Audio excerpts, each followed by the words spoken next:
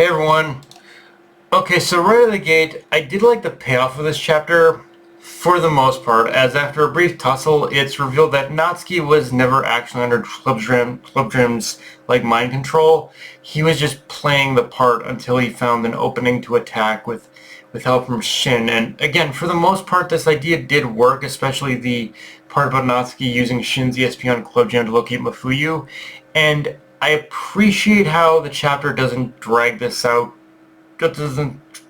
long either. Like, I know I've had gripes with the fast pacing of the series before, but here the fast pacing does mitigate the annoyance I had with the trope of Natsuki being under Club Jam's influence.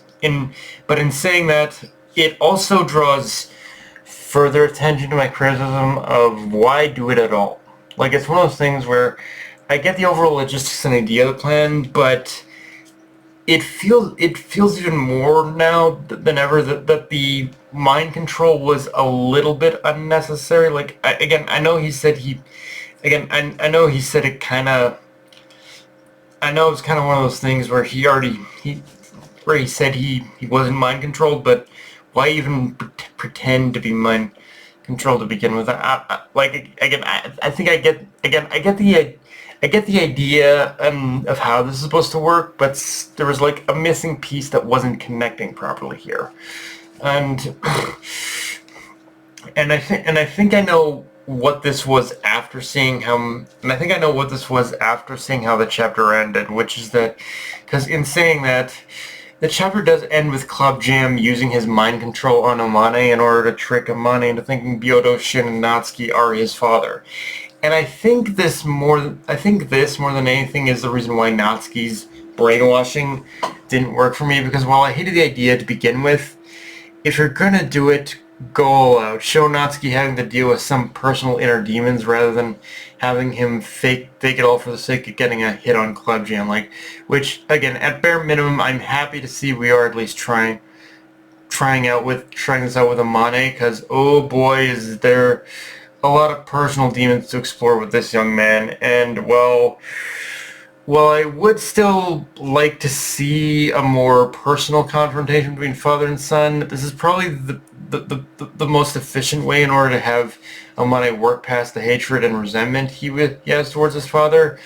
And even more than, and especially considering, like, I'm more convinced now than ever that Amane's old man is not making out of this arc alive, and only in his final moments will we pretty much learn everything that happened that night he killed his wife. Like, it's a trade-off I can accept if the next chapter plays out how I'm imagining it's gonna play out. We are definitely gonna see Amane having to come to terms, like, with probably the grim reality that as much as he hates his father, there was definitely more going on there than he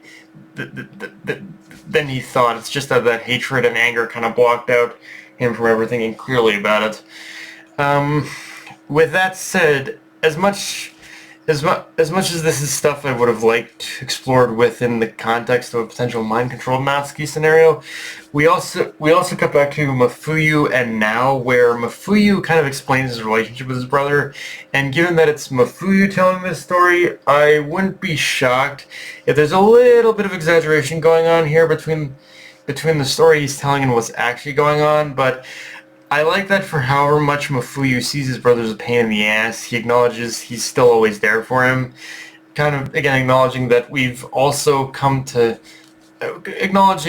come to know about Natsuki throughout this arc, and the way Suzuki portrays the relationship between these two brothers is actually quite realistic to sibling relationships in general.